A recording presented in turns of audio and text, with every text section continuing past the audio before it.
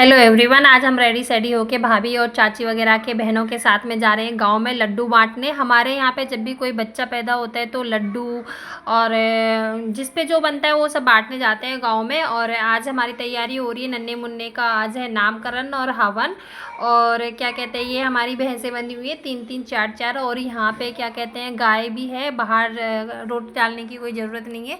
गांव में दूध दही की मौज रहती है भाई। और पापा ये इन सब की सेवा करते हैं और नहला धुला के इनको पहले ही सुबह पापा अपना काम वाम से फ्री होकर रेडी हुए, क्योंकि पंडित जी भी आ चुके हैं इसलिए। और भाभी के गांव से भी उनके पापा वगैरह आए हुए हैं, तो वो लोग अंदर बैठे हुए हैं। ये हमारे चाचा जी हैं, साइड में खाना बना रहे हैं। देन यहाँ पे पंडित जी हमें टीका वगैरह कर रहे हैं। सामने मेरी मम्मा खड़ी हुई हैं और पहले टीका वगैरह लगाते। ये हमारा नन्नू मुन्नू, जिसका आज हवन भी है और अपनी दादी की गोदी में बैठा हुआ और इसका ही नामकरण है।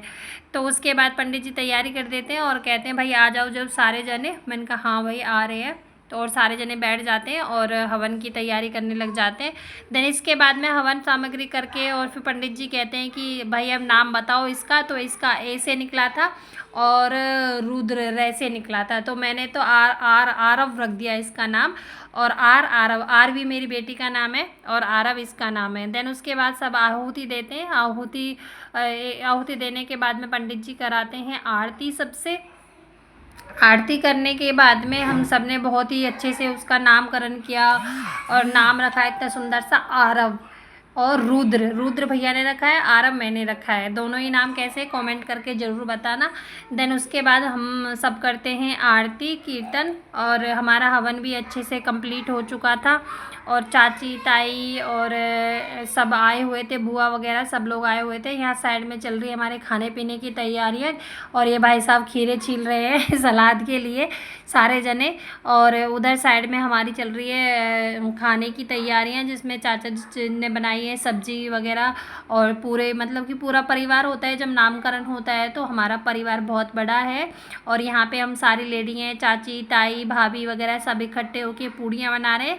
और तलने वाली मैं हूँ और बेलने वाली मेरी चाची ताई हैं। और पीछे भैया सबको बैठा के खाना वाना खिला रहे हैं, पंडित जी को और बच्चे हैं और गेस्ट हैं, सबको अच्छे से खाना खिला रहे हैं। और मैं यहाँ पे पूड़ियाँ तलने लग रही हूँ। देन खाना पीना खाने के बाद में हो जाता है हमारा डांस स्टार्टिंग करती हूँ मैं ही। भाई सुमन तुम भी नाचो सबसे पहले। मैंने कर ले भाई, ये मेरी चाचा जिनकी लड़की है ये भी आ जाती है। लो भाई, और ये भाई हैं हमारे बीच बीच में जो डिस्टर्ब कर करके जा रहे हैं हमको। आते हैं फिर घूम के चले जाते हैं। फिर मैं कहती हूँ बुआ जी आप भी आ जाइए, मैं ही क्या अकेले कि भाई मुझे डांस डूंस तो खैर ऐसा ही आता है, पर हाँ कोशिश कर रही थी, खूब इंजॉय कर रही थी मैं भी उसमें। तो उसके बाद में मैं कहती हूँ चाची, मैं बुआ को बार बार बीच बीच में बोल देती हूँ आजा बुआ आजा बुआ। बुआ को देख देख के कर रही होती हूँ डांस। फिर बुआ को मैं उठा के लाती हूँ। उस बुआ जिनका डांस मुझसे कट गया है वो क्लिप नहीं मिली है। फिर ये मेरी भतीजी है और बहन दोनों डांस कर रही होती हैं। देन उसके बाद में भाभी हो जाती है 1.25 महीने की, मैं वहीं पे थी 1.25 महीना की हो जाती है। तो कुआं पूजन तो हम भैया के बर्थडे पे करेंगे, लेकिन उससे पहले आखेत बोलते हैं, आखेत डालने जाते हैं। तो हम घर से निकल के आखेत डालने गए थे कुआं पे।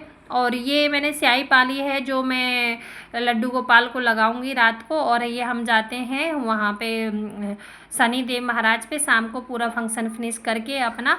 देन उसके बाद शनिदेव के दर्शन करके वापस घर आ जाते हैं। ये हमारी मॉर्निंग हो जाती है। रात को मैंने काजल पाल के उसको लगा दिया था।